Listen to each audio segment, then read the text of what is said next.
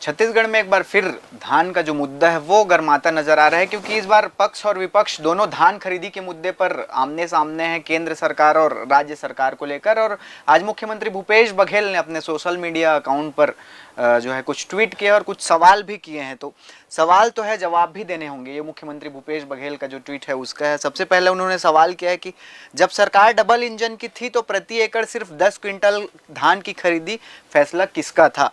दूसरा उन्होंने लिखा है कि अगर केंद्र धान खरीदता है तो एक एक दाना धान खरीदने और बोनस देने से किसानों को रोका किसने।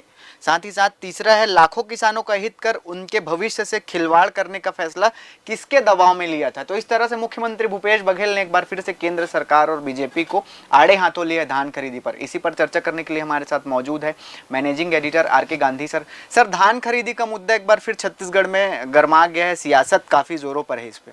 देखिए, सियासत होना लाजमी है। छत्तीसगढ़ धान का कटोरा है और धान के मुद्दे पे कोई भी पार्टी पीछे नहीं रहना चाहती है।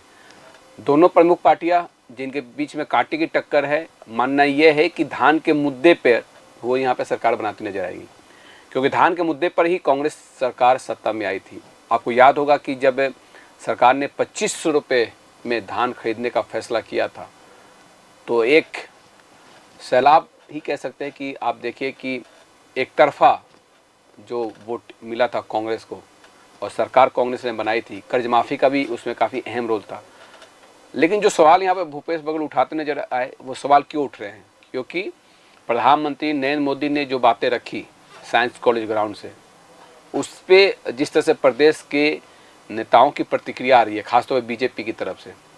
आप देखिए कि कहा यह जा रहा है बीजेपी की तरफ से कि चावल तो केंद्र सरकार खरीदती है, पैसा देती है, राज्य सरकार की इसमें भूमिका पर उन्होंने सवाल उठाया। भूमिका इन द सेंस आप समझिए कि जो भी 1 करोड़ 7 लाख मीट्रिक टन धान की खरीदी, जो भी आंकड़ा है 1 करोड़ 10 लाख मीट्रिक टन कहा जाता है। और उस समय जब रमन सिंह की सरकार थी 2018 तक आप देखा जाए तो उसमें जो 70 लाख मीट्रिक टन धान खरीदी के आंकड़े जो निकल के सामने आते रहे, उसमें यही बातें थी कि इसमें से 67% चावल बन जाता है, बाकी 33% भूसा और बाकी चीज़ें निकल जाते हैं। तो 67% जो है वो उसमें से अधिकतर जो है वो केंद्र खरीद लेता है, बाकी पीडीएस के चावल में यूज हो जाता है।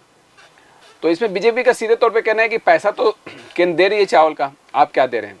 तो भूपेश बघेल ने जब ये सवाल उठाया कि जब 2014 में केंद्र में बीजेपी की सरकार बन गई और यहाँ पे बीजेपी की सरकार थी, तो प्रति एकड़ ये जो 10 क्विंटल धान खरीदी का फैसला किसका था, ये उन्होंने पूछा है।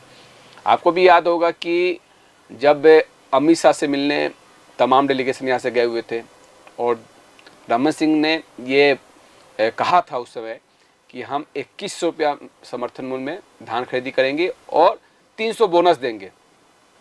उस फैसले पर बीजेपी के सामने तमाम चुनौतियां थी। केंद्र में सरकार होने के बावजूद ये यहाँ पे इसको लागू नहीं कर पाए सही तरीके से। उसमें यह भी था कि केंद्र सरकार ने सीधे तौर पे कह दिया था कि अगर आपके यहाँ इस तरह का नियम लागू हो जाएगा तो केंद्र बाध्य हो जाएगा बाकी राज्यों के करने के लिए।